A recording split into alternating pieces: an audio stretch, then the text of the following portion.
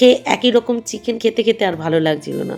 তো মনে হলো একটু অন্যরকম করে চিকেনটা রান্না করে দেখা যাক খেতে কেমন লাগে। সত্যি খুব ভালো হয়েছিল। আর প্রথমেই চিকেন খুব ভালোভাবে ধুয়ে নিয়েছিলাম, তারপরে মেরিনেট করার জন্য দিয়ে দিয়েছিলাম পরিমাণ মতো লবণ, 1 চির গন্ধরাজ লেবুর রস, আর সাথে দিয়ে দিয়েছিলাম হাফ টেবিল চামচ গোলমরিচের গুঁড়ো দিয়ে খুব ভালোভাবে মেরিনেট করে একটা ঢাকা দিয়ে ঢেকে ওই আধ ঘন্টার জন্য রেখে দিয়েছিলাম। আর এই আধ ঘন্টার মধ্যে গ্যাসে একটা কড়াই বসিয়ে কড়াইটা গরম হলে তাতে সর্ষের তেল অ্যাড করে তেলটা গরম হলে তাতে সামান্য একটু লবণ, একটু হলুদ গুঁড়ো দিয়ে মাংসের আলুটাকে লাল লাল করে ভেজে তুলে নিলাম। তারপর বাকি যে তেলটা ছিল তাতে দিয়ে দিলাম 4টে গোটা শুকনো লঙ্কা, টেবিল চামচ গোটা জিরে, একটু বেশি করে রসুন কুচি আর একটু বেশি করে পেঁয়াজ কুচি দিয়ে সমস্তটা কিছুক্ষণ নেড়েচেড়ে ভেজে নিয়ে তারপর এখানে অ্যাড করে দিলাম একটু বেশি করে চিড়ে নেওয়া কাঁচা লঙ্কা আর 2টো পাকা টমেটো দিয়ে সমস্তটা আবারও বেশ কিছুক্ষণ কষিয়ে নিলাম। তারপরে একে একে এখানে গুঁড়ো মশলা অ্যাড করে দিলাম। সবার প্রথমে স্বাদ অনুসারে লবণ, হাফ টেবিল চামচ হলুদ গুঁড়ো, টেবিল চামচ গোলমরিচের গুঁড়ো, সাথে দিয়ে দিলাম 1 টেবিল চামচ লঙ্কার গুঁড়ো আর সাথে দিয়ে দিলাম 1 টেবিল চামচ আদা বাটা। এর সমস্তটা খুব ভালোভাবে কষিয়ে নিলাম।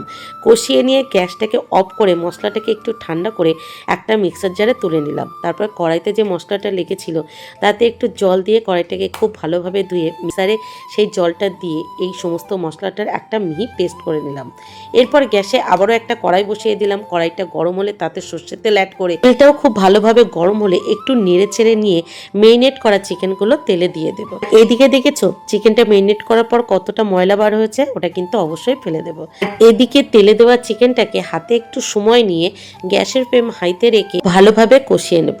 ওই 7 থেকে 8 মিনিটের মতো কষানোর পর এইবার আমরা যে মশলাটা বানিয়ে রেখেছিলাম মিক্সার জার থেকে সেই মশলাটা চিকেনে দিয়ে খুব ভালোভাবে মশলার সাথে চিকেনটাকে কষিয়ে নেব। কিছুক্ষণ কষিয়ে নিয়ে ভেজে রাখা আলুটাকে দিয়ে আবারও বেশ কিছুক্ষণ চিকেনটাকে কষিয়ে নিয়ে হালকা উষ্ণ গরম জল অ্যাড করে একটু নেড়ে ছেড়ে একটা ঢাকা দিয়ে ঢেকে 10 মিনিটের মতো ফুটিয়ে নিলেই কিন্তু একদম অন্য স্টাইলে এই চিকেনটা রেডি। তোমরা কি কেউ কখনো এইভাবে চিকেন রান্না করে খেয়েছো? না খেলে একবার খেয়ে দেখো। হয়তো একটু ঝামেলাটা বেশি, মশলাটা ভেজে পেস্ট করে আবারও চিকেনের সাথে কষানো, তবে বিশ্বাস করো না সত্যিই অসাধারণ হয়েছিল। একঘেয়ে চিকেনের স্বাদ থেকে যদি একটু অন্যরকম টেস্ট পেতে চাও এইভাবে রান্না করো। আর হ্যাঁ, নামানোর আগে কিন্তু অবশ্যই একটু গরম মশলার গুঁড়ো, ধনেপাতা দিয়ে দেবে। আমি তো গরম মশলা গুঁড়ো দিয়েছিলাম, কিন্তু ধনেপাতা ঘরে না থাকাতেই এমনিতেই এটা খেতে জাস্ট অসাধারণ হয়েছিল।